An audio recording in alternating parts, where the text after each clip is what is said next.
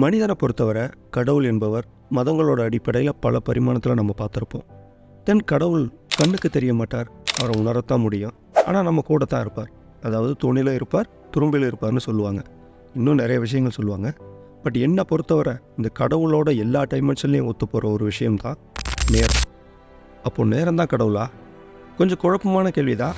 But 100க்கு 1000% அதுதான் உண்மை.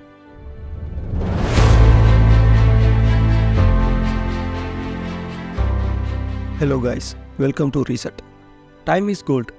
இந்த நேரத்தை தங்கத்தோட இல்லை, இந்த உலகத்தில் இருக்கிற எது கூடயும் பொருத்தி பார்க்க முடியாது, அன்டிஸ்கிரைபும் பண்ண முடியாது.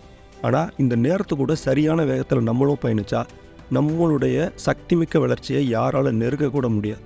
ஒரு மனிதனோட வாழ்க்கையில் இழந்தால் பெற முடியாத ஒரே விஷயம் நேரம்தான். ஸோ இப்பேற்பட்ட நேரத்தை எவ்வாறு கையாளுறதுன்னு ஒரு 5 ஸ்டெப்பில் இப்போ நம்ம பார்க்க போகிறோம். இது நம்ம எல்லாரோட வாழ்க்கைக்கும் தேவையான மிக முக்கியமான பதிவு. ஸோ கடைசி வரைக்கும் மிஸ் பண்ணாமல் பாருங்கள். தென் கன்க்ளூஷனை பார்க்காம ஸ்கிப் பண்ணிட்டு போகிற மாதிரி இருந்தால் அதை இப்போவே பண்ணிடலாம். சரி, வாங்க வீடியோக்குள்ளே போகலாம். Step number 1, prioritise tasks. அதாவது நம்முடைய வாழ்க்கையில் நமக்கு இருக்கிறது வெறும் 24 மணி நேரம் மட்டும்தான். ஸோ இந்த 24 மணி நேரத்தில் நமக்கு பல வேலைகள் இருக்கலாம். பட் இதில் முக்கியமான வேலைகள் எது அப்படின்னு பார்த்து அதை முன்னிலைப்படுத்தணும். அதாவது ஒரு வேலைகளையும் அதோட முக்கியத்துவத்தை டிபெண்ட் பண்ணி வரிசைப்படுத்துங்க. அதில் ஒன்றா கம்ப்ளீட் பண்ணிட்டு வரணும். உதாரணத்துக்கு நீங்கள் ஒரு பெட்டி கடை வச்சுருக்கீங்க, அங்கே 2 நபர்கள் வராங்க. அதில் ஒருத்தர் பார்த்தீங்கன்னா அதிகமான தாகத்தோடு உங்கள்கிட்ட தண்ணி பாட்டில் கேட்குறாரு, இன்னொருத்தர் ஸ்நாக்ஸ் பாக்கெட் கேட்குறாரு. அப்போ நீங்கள் ஃபஸ்ட்டு எதை கொடுப்பீங்க? ரைட், தண்ணியை தான் கொடுப்போம். ஸோ இப்படி தான் நம்முடைய வேலைகளையும் அதனுடைய இம்பார்ட்டன்ஸை புரிஞ்சுக்கிட்டு அதுக்கேற்ற மாதிரி ஆக்ஷன்ஸை எடுக்கணும். Step number 2, time blocking. Time பிளாக்கிங்ன்றது நம்ம உலக பணக்காரர் எலன் மஸ்க் அவர்களுடைய ஒரு மிக முக்கியமான டெக்னிக். ஸோ இதை எப்படி ஃபாலோ பண்ணுறது அப்படின்னு நீங்கள் கேட்டால், அதுக்கு நீங்கள் இன்றைக்கி ஏதோ ஒரு காரணத்துக்காக பேங்க்கு போகிறீங்கன்னு வச்சுப்போம். அப்போது கண்டிப்பாக நீங்கள் 9 to 5 இந்த பர்டிகுலரான டைம் ஜோனுக்குள்ளே தான் போக முடியும். இந்த நேரத்தில் போனால் மட்டும்தான் நம்ம வேலையை நம்மளால் முடிக்க முடியும். அட் த சேம் டைம் நமக்கும் ஒரு சில பர்சனலான ஒர்க்கு இருக்கும். அதை அந்த நாளுடைய எந்த டயத்தில் வேணாலும் பார்க்கலாங்கிற மாதிரியான ஆப்ஷனில் வச்சுருப்போம். அப்போ நீங்கள் என்ன பண்ணுவீங்கன்னா, அந்த பேங்க் சம்மந்தப்பட்ட வேலைகளுக்கு மட்டும்தான் நீங்கள் ப்ரியாரிட்டி கொடுப்பீங்க. உங்களோட டெவலப்மெண்ட்டுக்கான வேலைகள் நீங்கள் தள்ளி போடுவீங்க. ஸோ இதை சால்வ் பண்ணதா இந்த டைம் பிளாக்கிங் மெத்தட். அதாவது நீங்கள் உங்களுடைய ஒரு நாட்களையும் பிளாக்காக பிரிச்சுக்கோங்க. எக்ஸாம்பிள், உங்களுக்கு ஒரு நாளைக்கு 4 முக்கியமான ஒர்க் இருக்குன்னா அதனுடைய இம்பார்ட்டன்ஸை பொறுத்து அதுக்கான டைம் அலாட் பண்ணி அந்த டேவை பிளாக் ஏ, பிளாக் பி, பிளாக் சின்னு தனித்தனியாக பிரிச்சுக்கணும். தென் அந்த டைமுக்குள்ளே அந்த ஒர்க்கு எல்லாத்தையும் முடிக்கணும். ஒருவேளை உங்களால் பிளாக் ஏவை அந்த டைமுக்குள்ளே முடிக்க முடியலைன்னா டைம் முடிஞ்சதோ அப்படியே விட்டுட்டு நெக்ஸ்ட் பிளாக்குக்கு போயிடணும். அதாவது பிளாக் பிக்கு போயிடணும். ஸோ இதுதான் டைம் பிளாக்கிங் மெத்தட். தென் நீங்கள் ஒரு வேலையை குறிப்பிட்ட நாட்களுக்குள்ளே முடிக்கணும்னு நினச்சா ஃபஸ்ட்டு உங்களுடைய கேலண்டரில் ஒரு சில நாட்களுக்கு முன்னாடியே ரிமைண்டர் செட் பண்ணி பழகுங்க. ஸோ இப்படி பண்ணுறதால நீங்கள் குறிப்பிட்ட வேலையை சரியாக செஞ்சு முடிப்பீங்க, அதை மறக்க மாட்டீங்க. அதனால் உங்களுடைய நாட்களையும் நேரங்களையும் நீங்கள் சரியாக பிரித்து கையாளலாம். அட் த சேம் டைம் உங்களுக்கு தேவையான ஓய்வுகளையும் திட்டமிட்டபடி நீங்கள் எடுத்துக்கணும். இப்படி பண்ணும்போது கண்டிப்பாக நேர விரயம்ங்கிறது இருக்காது. Step number 3, break the task into smaller step. 1980களில் ஃப்ரான்சிஸ்கோ சிரெலியோங்கிறவர் பொங்கோட்டோன்ற ஒரு மெத்தடை யூஸ் பண்ணார். இது எதுக்காகனா, அவங்களோட நிறுவனத்தில் ஒர்க் பண்ணுற ஒர்க்கர்ஸ் ப்ரொடக்டிவிட்டி இன்க்ரீஸ் பண்ணுறதுக்காக இதை அப்ளை பண்ணியிருக்கிறாரு. அண்ட் இது எப்படி ஒர்க் ஆகுதுன்னு பார்த்தா, அதாவது தங்களுடைய ஒர்க்கை முடிக்க அந்த முழு வேலைகளையும் சின்ன சின்ன டாஸ்காக பிரித்து அந்த வேலைகளை முடிக்கிறது தான். அதாவது நமக்கு ஒரு 4 மணி நேரத்துக்கு ஒர்க்கு இருக்குன்னா அதை 6 பகுதிகளாக பிரித்து இதுக்கு முன்னாடி சொன்ன டைம் பிளாக்கிங் மெத்தட் மாதிரியே அந்த ஒரு பார்ட் ஒர்க்கு முடிஞ்சதும் 10 நிமிடமோ 5 நிமிடமோ உங்களுக்கான ஓய்வை நீங்கள் கொடுத்துக்கணும். நீங்கள் ஒரு சின்ன பிரேக் எடுத்துக்கணும். குறிப்பாக அந்த 10 நிமிடங்கள்லையோ 5 நிமிடங்கள்லையோ நம்மளோட டயத்தை திருடக்கூடிய சோஷியல் மீடியா, கேமிங் இது போன்ற ஏரியாக்குள்ளே நம்ம போயிடவே கூடாது. அதுக்கு பதிலாக சின்ன சின்ன டைனி ஒர்க்ஸை பார்க்கலாம், அல்லது பிரேக்கிங் ஆக்டிவிட்டிகளை நம்ம பார்க்கலாம். ஸோ இப்படி பண்ணும்போது நம்முடைய பிரெயினுக்கு அந்த பிரேக் கொடுக்கறது ஒரு குறைந்த அளவிலான டோபமைனை ப்ரொடியூஸ் பண்ணுது. அதனால் நம்முடைய வேலைகளை குறிப்பிட்ட நேரத்தில் கம்ப்ளீட் ஆகிடும். அதனால் உங்கள் வேலைகளை பகுதியாக பிரித்து ஒரு பகுதியும் பிரேக்கிங் கொடுத்து வேலையை பாருங்கள். இந்த டெக்னிக் ரொம்பவே ப்ரொடக்டிவிட்டியாக இருக்கும். நீங்கள் குறிப்பாக ஒரு 30 நிமிடங்களுக்கு ஒரு பிரேக் எடுத்துக்கிறது சரியாக இருக்கும். Step number 4, set a clear goal. உங்களோட நேரத்தை மாஸ்டர் செய்கிற வகையில், அதாவது நம்முடைய தெளிவான இலக்குகளை நிர்ணயம் செய்கிற ஒரு முக்கியமான அம்சத்தை பார்க்க போகிறோம். நம்முடைய கோலை செட் பண்ணுறது உங்கள் மனசுக்குள்ளே ஒரு இலக்கை வச்சுருக்கிறது உங்களோட பயணத்திற்கான ஒரு வரைபடமாக செயல்படுது.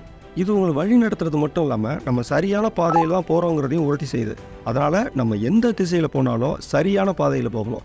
அதுக்கு நம்ம சரியான இலக்குகளை தேர்ந்தெடுக்கணும். அதை தெளிவாக ஃப்ளோ சார்ட் பண்ணி என்ன செய்ய போகிறோங்கிறத திட்டமிடணும். இது நம்ம வாழ்க்கையில் கலங்கரை விளக்கமாக நமக்கு வழிகாட்டும். அதனால் நம்முடைய அன்றாட நாளுக்கான கோல்ஸ் ஸ்மார்ட்டாக இருக்கணும், ஸ்பெசிஃபிக்காக இருக்கணும், மெஷரபுளாக இருக்கணும், அச்சீவபிளாக இருக்கணும், ரெலவெண்ட்டாக இருக்கணும், முக்கியமாக டைம் பவுண்டிங்கோடு இருக்கணும். அதனால் நீங்கள் ஒவ்வொரு நாளும் இந்த வார்த்தைகளை கன்சிடர் பண்ணுங்கள். அது என்னென்னா, I want to be more productive, I will complete 3 major task by end of the day அப்படின்னு இந்த வார்த்தைகள் உங்களுக்கு ஒரு தெளிவான நோக்கத்தை கொடுக்கும், அந்த இலக்குகளை நோக்கி ஓட வைக்கும். இந்த மாதிரி டெய்லி நீங்கள் அஃபர்மேஷன் எடுத்துக்கோங்க. அப்போ தான் உங்களுடைய வேலைகளை முடிக்கிறதுக்கு ஒரு குறைந்தபட்ச ஊக்க சக்தி உங்களுக்கு கிடைக்கும். அப்படி இல்லாமல் நீங்கள் கிளியர் கோல் செட் பண்ணாமல் டேவை ஸ்டார்ட் பண்ணிங்கன்னா அது கண்ணை கட்டிட்டு சண்டைக்கு போகிறதுக்கு சமம். இதனால் முழுமையாக வீணாக போகிறது நேரம் மட்டும்தான். அதனால் உங்களுக்கு நினைவுபடுத்துறது என்னென்னா, clear goal are your secret weapon. So இது உங்களுடைய தெளிவான ஆசைகளை அடையிறதுக்கான படிக்கட்டுகளாக மாற்றும். So ready to set your goal and own your journey. Step number 5, learn to say no. இந்த உலகத்தில் ஒரு மிகப்பெரிய திறமை ஒன்று இருக்குது. பெரும்பாலும் குறைச்சி மதிப்பிடக்கூடிய ஆனால் மிக மிக சக்தி வாய்ந்த ஒரு திறமை தான் நோ சொல்கிறது. இந்த ஒரு திறமையை கற்றுக்கிட்டாலே நம்ம வாழ்க்கையை ரொம்பவே சிறப்பாக எடுத்துக்கிட்டு போக முடியும். மிகப்பெரிய வாய்ப்புகளையும் தேவைகளையும் பெற முடியும். சொல்லப்போனால் இந்த 2 எழுத்துக்கள், அதாவது NO, நோ, நம்ம வாழ்க்கையில் ஒரு கேம் சேஞ்சராக மாறப்போகுது. நம்ம அர்ப்பணிப்பு குணத்தோட அடுத்தவங்க சொல்கிற எல்லாத்துக்கும் எஸ்ன்னு சொல்கிறதுக்கு முயற்சிக்கிறோம், சில நேரங்களில் ஏற்றுக்கிறோம். பட் நம்ம எல்லாத்துக்கும் எஸ்ன்னு சொன்னால் நம்முடைய ஒர்க் அண்ட் கமிட்மெண்ட்டை யார் செய்கிறது? அதனால் இங்கே முடியாதுன்னு நீங்கள் சொல்கிறது நீங்கள் நெகட்டிவாக இருக்கிறதா அர்த்தம் இல்லை. அது உங்களுக்கு வேலை இருக்குது, நான் பிஸியாக இருக்கேன்னு அடுத்தவங்களுக்கு தெரியப்படுத்தக்கூடிய, உணர்த்தக்கூடிய ஒரு விஷயமாக தான் இருக்கும். இப்படி இமேஜின் பண்ணி பாருங்கள். உங்கள் ஆஃபீஸில் உங்கள் கூட வேலை பார்க்குறவர் ப்ராஜெக்டை முடிக்க ஹெல்ப் கேட்குறாருன்னு வச்சுப்போம். ஏற்கனவே உங்களுக்கு அளவுக்கு அதிகமான வேலை இருக்குது. அப்போது நீங்கள் எஸ்ன்னு சொன்னால் சரியாக இருக்குமா? நீங்களே சொல்லுங்கள். அதே நேரத்தில் நீங்கள் நோ சொல்லிட்டா உங்களுடைய வேலையில் நீங்கள் ஃபோக்கஸ் பண்ண முடியும். உங்கள் கடமைகளை சரியாக செய்ய போதியமான நேரம் இருக்கும். அதனால் நோ சொல்கிறது ஒரு திறமைங்கிறத புரிஞ்சுக்கோங்க. சரி வாங்க, இப்போது குற்ற உணர்ச்சி இல்லாமல் நோ சொல்கிறது எப்படிங்கிறத பார்ப்போம். அதுக்கு முன்னாடி நம்முடைய வேலைகளோட முக்கியத்துவத்தை நம்ம புரிஞ்சுக்கணும். தென் நம்ம நோ சொல்கிறது அவர்களை நிராகரிக்கிறதா அர்த்தம் இல்லை. உண்மையில் நம்முடைய நேரம் எவ்வளோ முக்கியமானதுங்கிறத பிறருக்கு உணர்த்தக்கூடிய ஒன்று. அதனால் உங்கள்கிட்ட யாராவது ஹெல்ப் கேட்டால் அந்த உதவியோட முக்கியத்துவத்தை பாருங்கள், இம்பார்ட்டன்ஸை பாருங்கள். அதே நேரத்தில் அவங்க நம்மளை யூஸ் பண்ணிக்கிறாங்க அப்படிங்கிற மாதிரி உங்களுக்கு தெரிஞ்சுதுன்னா ஒரு பொன் சிரிப்போட முடியாதுன்னு சொல்லிடுங்க. இதில் எந்த தவறுமே கிடையாது. ஞாபகம் வச்சுக்கோங்க, நோ சொல்கிறது ஒரு திறமை. இதை எந்த ஒரு திறமையை போலவே பயிற்சி செஞ்சாலே நீங்கள் மிகப்பெரிய பயனடைய முடியும். தென் இது உங்களோட நேரத்தை பாதுகாக்குது, உங்களோட ஆற்றலை பாதுகாக்குது, நம்மளோட இலக்குகளை நோக்கி போகிறதுக்கு இது வழிவகுக்குது. எனவே நீங்கள் நோ சொல்கிற திறமையை கற்றுக்கிறதுக்கு தயாராகிருங்க. சரி வாங்க, இப்போ நம்ம கன்க்ளூஷனை பார்ப்போம். ஸோ நம்முடைய மதிப்புமிக்க நேரத்தை நம்ம எந்தெந்த வழிகளெலாம் போக்கிக்கிட்டு இருக்கோம், தென் அதை எப்படி சரி பண்ணுறது அப்படின்னு ஒரு தெளிவான பதிவாகும். தென் உங்களுடைய வாழ்க்கையை மாற்றக்கூடிய, பாசிட்டிவிட்டியை தரக்கூடியதாக இருக்கணும்னு நம்புகிறேன்.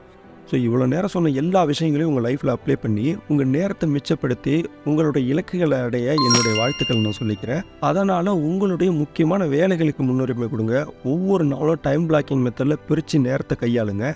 அதே போல் உங்களுடைய வேலைகளை சின்ன சின்ன டாஸ்காக பிரித்து 30 நிமிஷம் ஒர்க் முடிஞ்சதுக்கு அப்புறமா ஒரு 5 மினிட்ஸ் பிரேக் எடுத்துக்கோங்க. தென் அந்த வேலைகளை கம்ப்ளீட் பண்ணுங்கள். நாளோட தொடக்கத்தில் உங்களுடைய தெளிவான கோலை செட் பண்ணுங்கள். அதுக்கான திட்டங்களை வரையறுங்க. பிறர் கேட்குற உதவிகளோட முக்கியத்துவத்தை புரிஞ்சு நோ சொல்கிற திறமையை கற்றுக்கங்க. தென் கடவுளுக்கு நிகரான நேரத்தை பயனுள்ளதாக மாற்றி உங்களோட வாழ்க்கையை வெற்றி பாதையை நோக்கி கொண்டு போங்க. இந்த வீடியோ பிடிச்சிருந்தா மறக்காமல் லைக் பண்ணிவிட்டு சப்ஸ்கிரைப் பண்ணிவிடுங்க. Reset your life. நன்றி.